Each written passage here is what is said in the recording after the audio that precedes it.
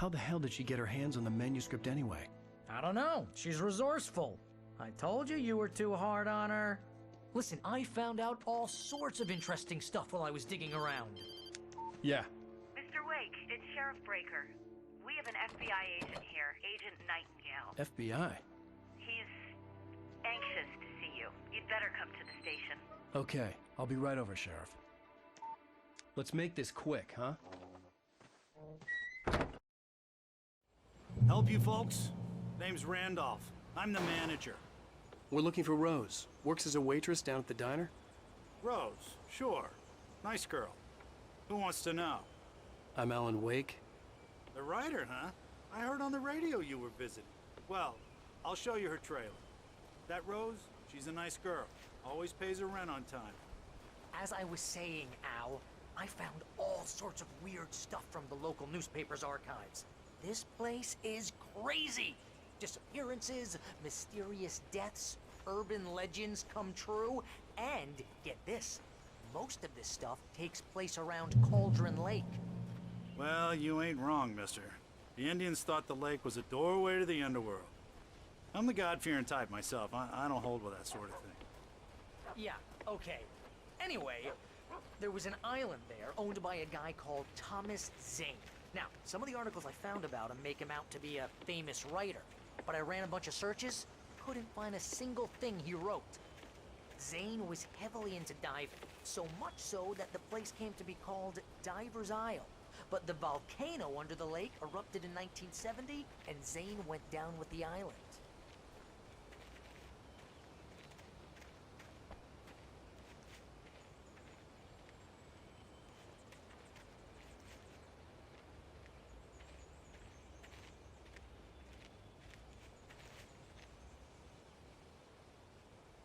It gets better.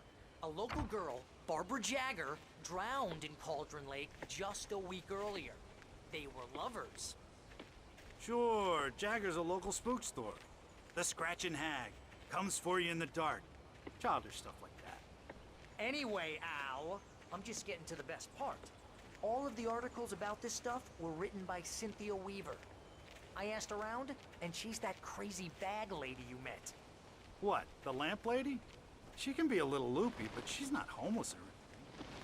Yeah, anyway, she knew both Jagger and Zane before they both died, and she had some kind of a breakdown.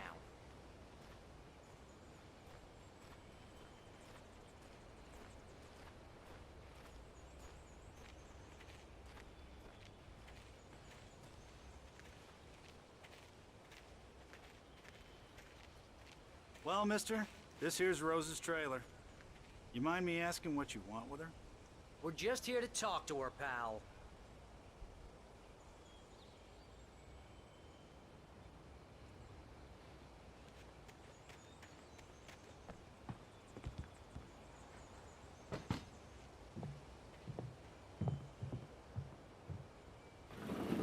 Welcome to... Oh dear, Mr. Wake. I'm so glad you're here. Rose, you have my manuscript? Oh. Oh yes. Yes. Please, come in. Hey, this is really good. Rose, Yes, my manuscript. I really need it. I understand. I know what you need. A muse to inspire you. Oh, for Barry? She doesn't have anything. Yeah, hey, Al? Al, what's... Oh... Barry! What? What?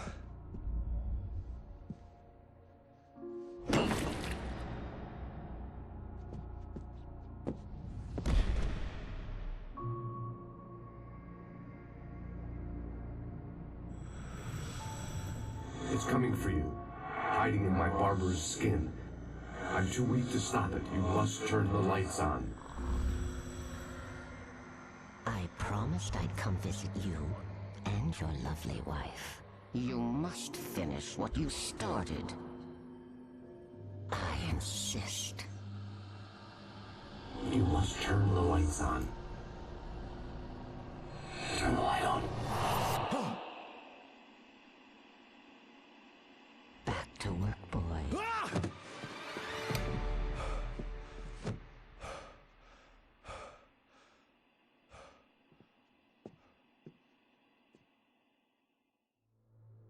I felt nauseous, hungover. Only anger kept me going. I can't tell reality from dream anymore, but it seems I have an imaginary editor to help me. She's an old woman in a funeral dress. I call her Barbara Jagger. She's very strict. I'm writing faster and faster. My manuscript is being heavily revised. The edits are getting very aggressive, and each day there's less of me and more of her. I hate it, but I know she's right. She promises me I can save Alice. Rose took a day from me. I had less than 12 hours left to meet the kidnapper. All I could do was get Barry into the car, work something out once I got on the road. Welcome to the Oh Dear Diner. What can I get you today? Coffee? I couldn't work up much hate for Rose. Something had used her to get to me and left its mark. My gun and flashlight were gone. I'd have to find a way to get Barry. Mr. Randolph liked Rose. That little smile she had. How she was still sweet when life had tried so hard to make her bitter. It wasn't any of his business what she did in her trailer. But those strangers, the writer and his smart-ass sidekick, looked like trouble. And they'd been in there for hours, way past her normal bedtime. He reached for the phone and called the sheriff's station. Into the car as quickly as possible. There was no time to waste.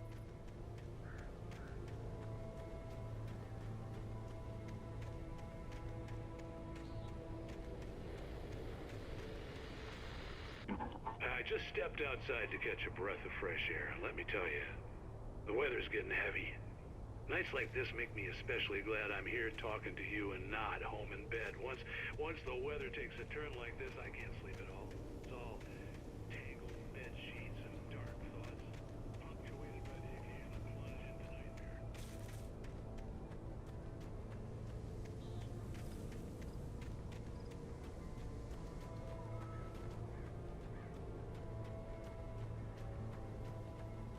Oh, you're gonna get it now. God knows what you've done to that poor girl. This is Agent Nightingale, FBI! Get him up, Hemingway! You're under arrest! You move a muscle, I'll unload right in your goddamn face! Stay right where you are, Spillane!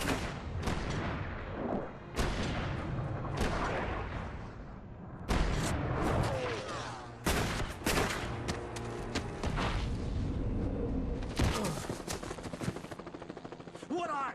I'm standing right here, you goddamn maniac!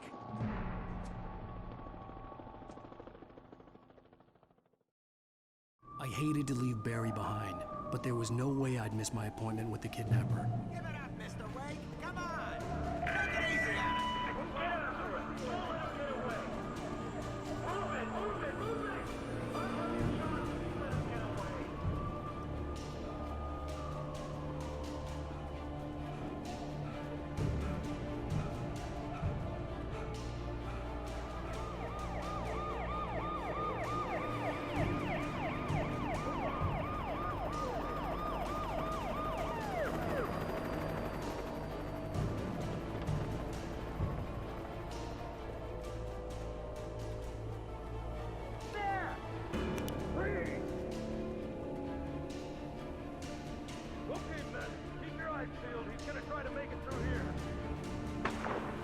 Oh, damn.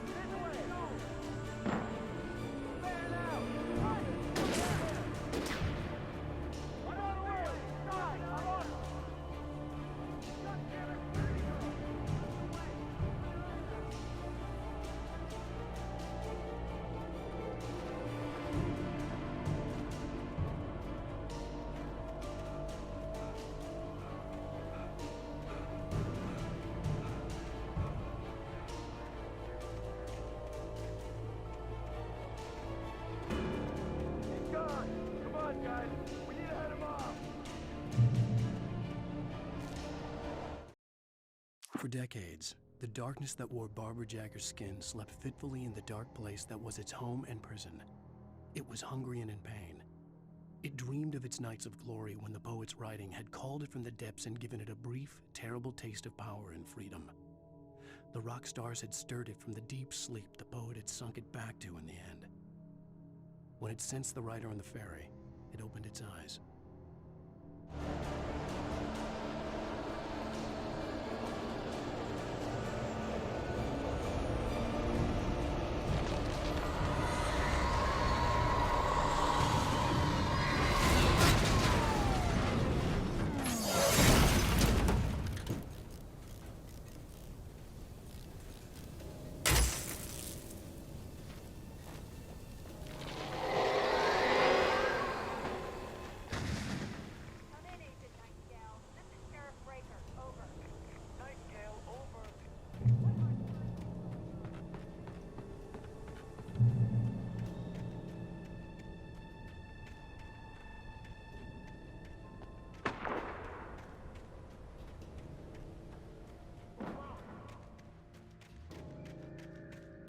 Search the area.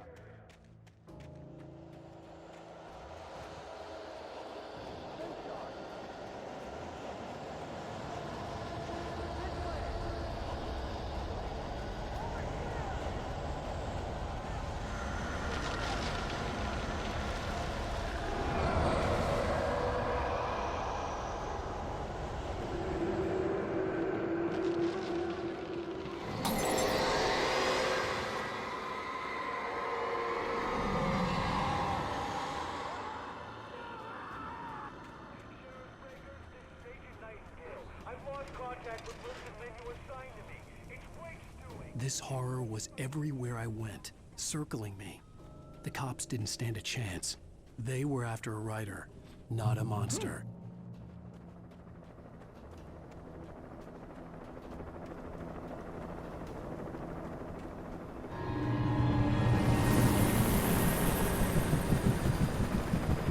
You on the ground. Hold it right there. There's nowhere to run. Freeze!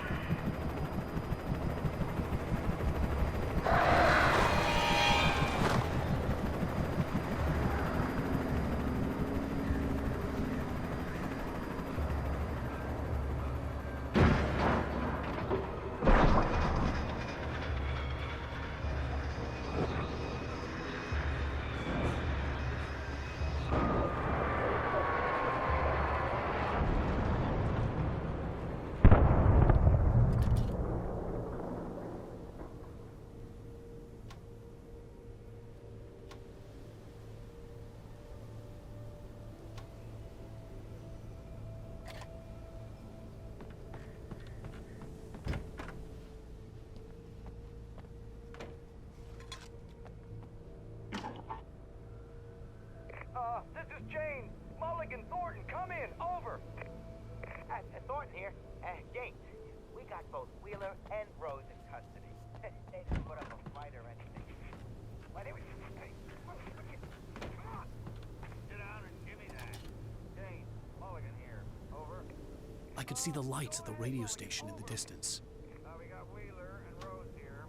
Wheeler's drunk or hopped up on something. Speaking of which, that Fed had a pretty distinctive whiff of soda scotch about him, you know what I mean. Over. I don't have anything on that, Deputy Mulligan. Over. Well, whatever. I imagined that the broadcast tower in the distance was part of the local radio station. Maine seemed like a decent guy. Perhaps he could give me directions to the coal mine.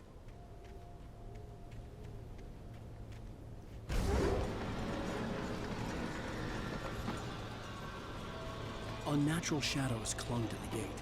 The darkness that was after me was trying to stop me. I wouldn't get through without a light.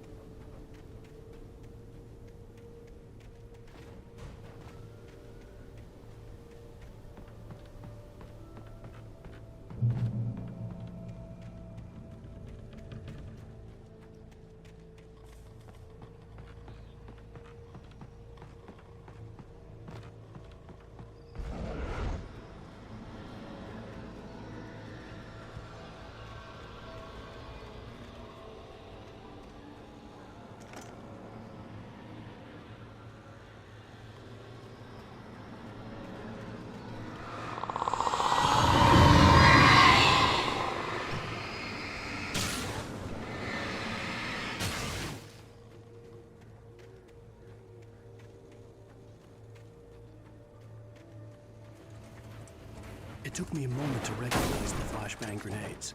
They were an ideal weapon for my situation. Team 1, come in. Over. Team 1, this is Sheriff Breaker. Report. Over.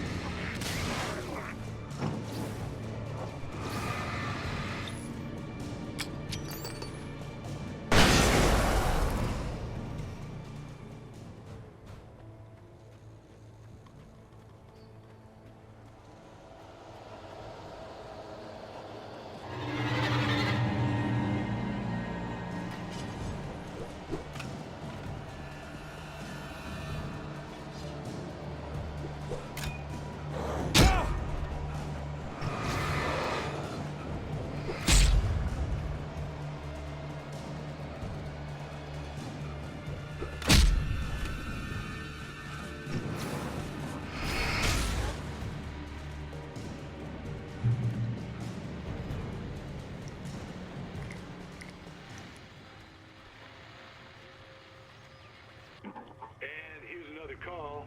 You're on KBF-FM with Pat Maine. It's Milt Peabody, Pat.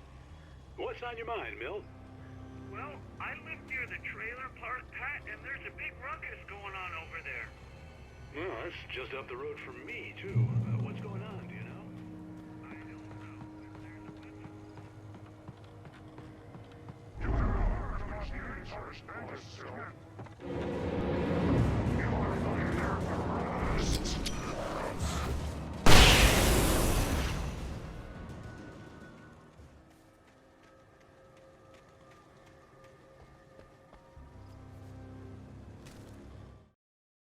Touched by the dark presence, Rose was lost in a dreamland where everything was drawn in black and gray crayons. The old lady had promised her that all her wishes would come true. She would be Alan Wake's muse. She was smiling so hard it hurt her face. She crushed a bottle full of sleeping pills into the coffee. Deep down inside, she was screaming in terror.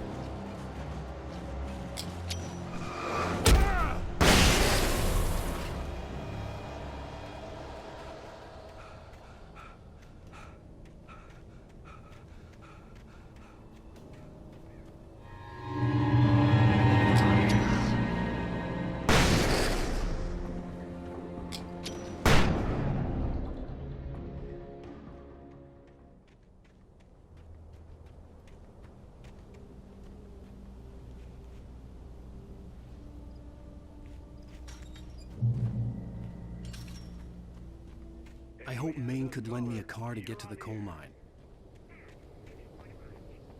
Oh, hello, Lorna. What do you have for us? I just noticed one car spotted with the trailer park. What do you mean? It's a trailer park. Of course you're going to have trouble in a place like that. I mean, what do you expect? The sheriff should be helping us normal citizens instead of wasting resources on those people. Well... Let the try to sort themselves out. I'm sorry, but my granddaddy settled in Bright Falls in 1911. Well, thank you very much for that compassionate viewpoint, Lorna. Oh, here's a little surprise. The famous writer Alan Wake just walked in. Folks, I'm going to see if I can talk him into an interview. Come on in, Mr. Wake. Oh, I'm so glad you could find the time to do this, Mr. Wake. Nowhere to run now, Dan Brown. You back away from me. Don't hurt. Whoa. Everyone calm down. Put the gun down. We're all friends here, right? Cool your jets, Nightingale. We got him. Judas Priest! What the hell's the matter with you? There's a civilian in there.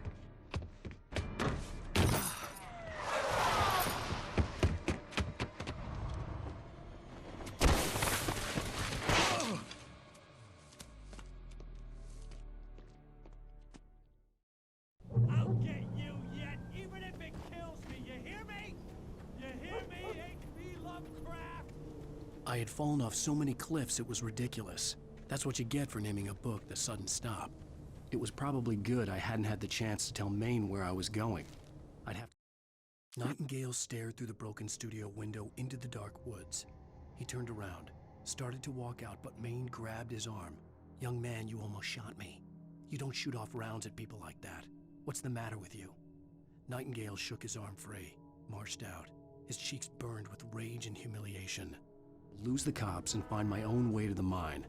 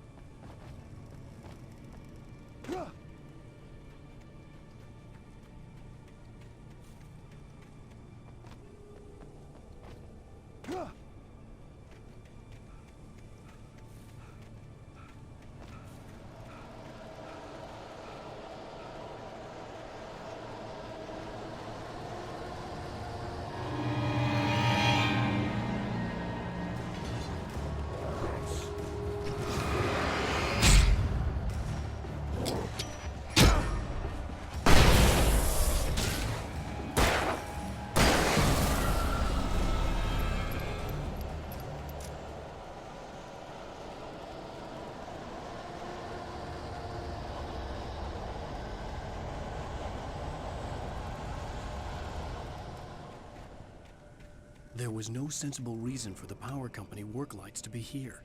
It was almost as if they'd been left for someone like me to use.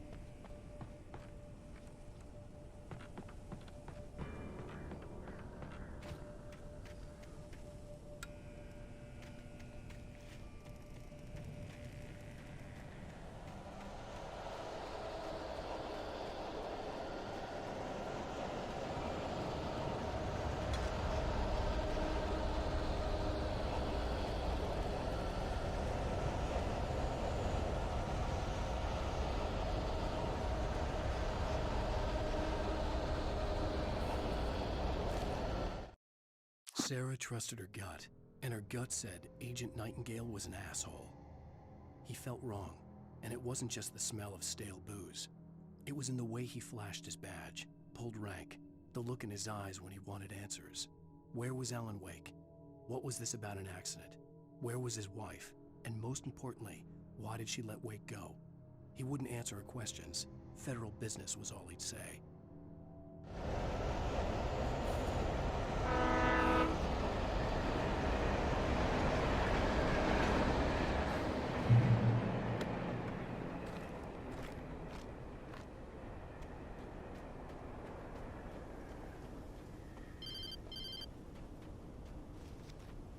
Hello?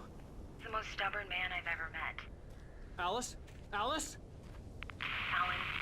Alan. I'm so afraid. He keeps me in the dark. Please help me. I look at you, Alan, and it's not you. Something else. Looking out from behind your eyes. Alice, I'm here. I'm so alone here. It's all gonna go to hell. You need to be careful. Cooperate. The connection had been terrible, but that wasn't the only thing that hadn't been right with the call. She sounded wrong somehow, but she had called me.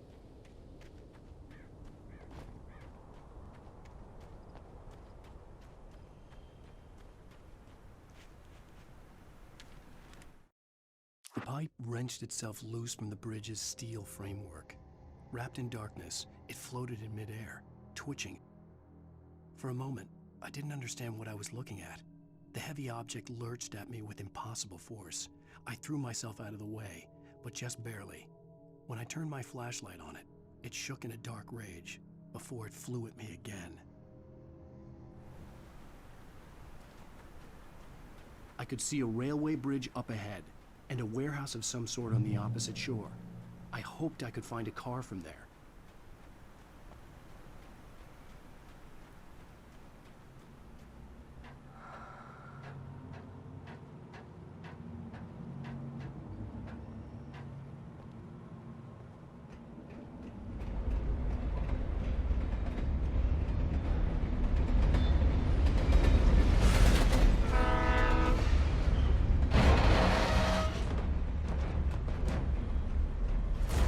That was pursuing me was growing stronger, and it was taking over everything in its path.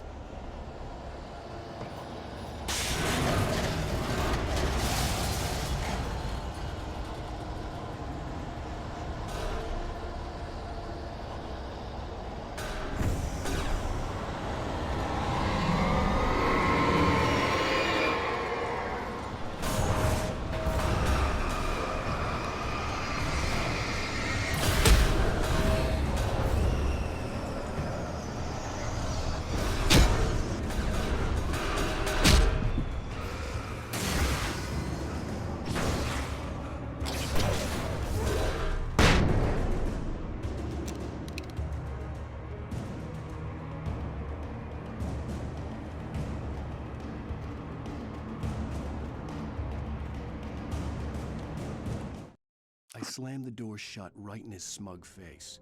He pleaded for me to open the door. True to form, the asshole actually thought I would obey. I had no sympathy left, no guilt either, not for him. I took a moment to savor the scream. I bet I had a smile on my face. It was all that I had time for. The dark presence was inside the lodge with me.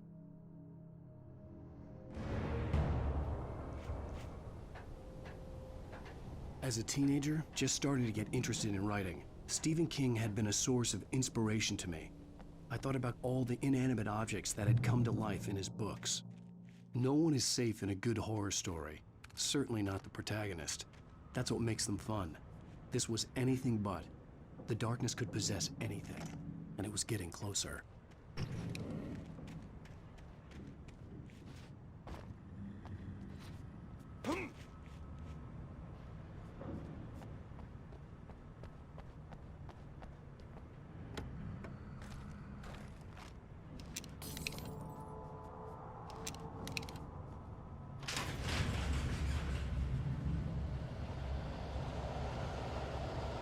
Did you look?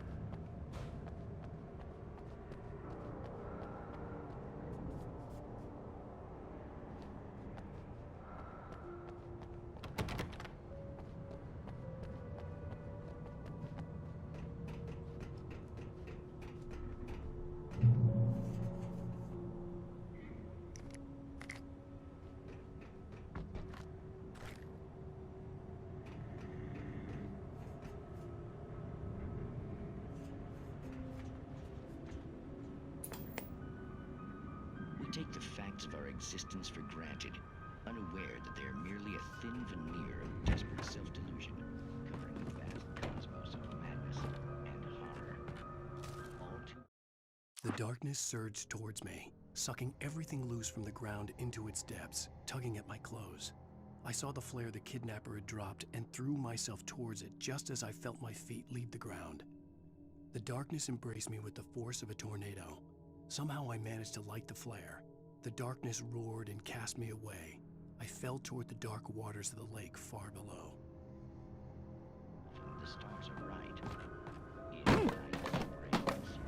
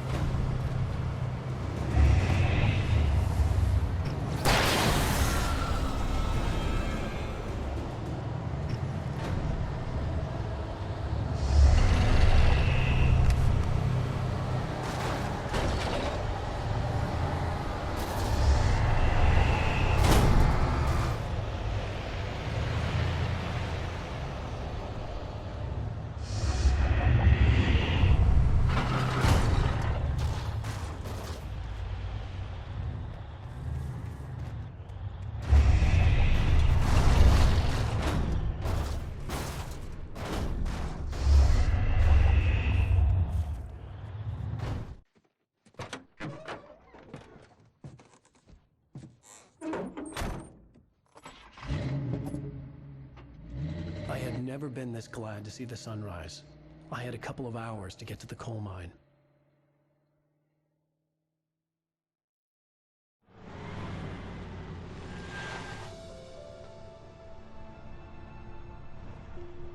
The coal mine wasn't far now.